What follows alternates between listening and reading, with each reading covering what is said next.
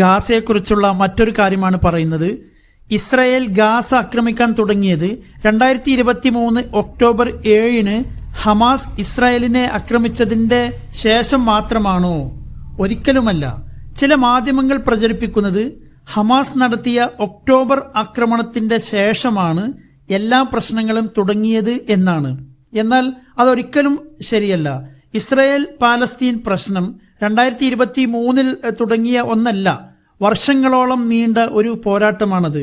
ഇസ്രായേലിന്റെ രൂപീകരണം 1948 മെയ് 14 നടക്കുന്നതിന്റെ മുമ്പും അവിടെ പ്രശ്നങ്ങളുണ്ട്.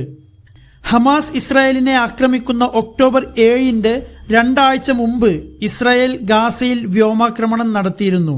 അമേരിക്കൻ വാർത്താ ഏജൻസിയായ APയിൽ 2023 സെപ്റ്റംബർ 24 വന്ന ഒരു വാർത്തയുടെ സ്ക്രീൻഷോട്ട് സ്ക്രീനിൽ കാണിക്കുന്നു.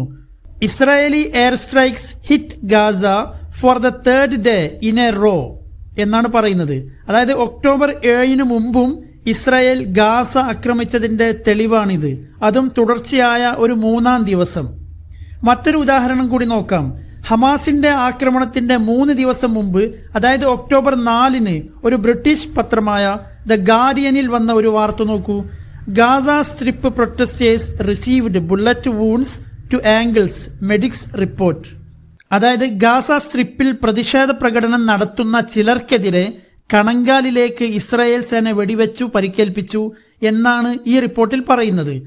ഇനിയും നമുക്ക് കാണാൻ പറ്റും തെളിവുകൾ. 2023 മെയ്യിൽ ഒരു 5 ദിവസം നീണ്ട ആക്രമണം ഗാസയിൽ ഇസ്രായേൽ നടത്തിയിട്ടുണ്ട്. ഒരു പലസ്തീനി പ്രവർത്തകൻ നിരാഹാര സമരത്തിനിടെ ഇസ്രായേൽ ജയിലിൽ വെച്ച് മരിച്ചതിനെ തുടർന്ന് ചില പലസ്തീനികൾ ഇസ്രായേലിനെ തിരിച്ചടിച്ചിരുന്നു.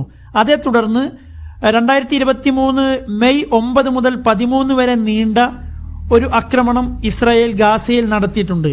അതിന് ഓപ്പറേഷൻ ഷീൽഡ് ആൻഡ് ഏരോ എന്നാണ് ഇസ്രായേൽ പേരിട്ടിരിക്കുന്നത്. അപ്പോൾ ചുരുക്കത്തിൽ 2023 ഒക്ടോബറിൽ ഹമാസ് നടത്തിയ ആക്രമണത്തിനെ തുടർന്നാണ് എല്ലാ പ്രശ്നങ്ങളും തുടങ്ങിയത് എന്ന് പറയുന്നത് ശരിയല്ല.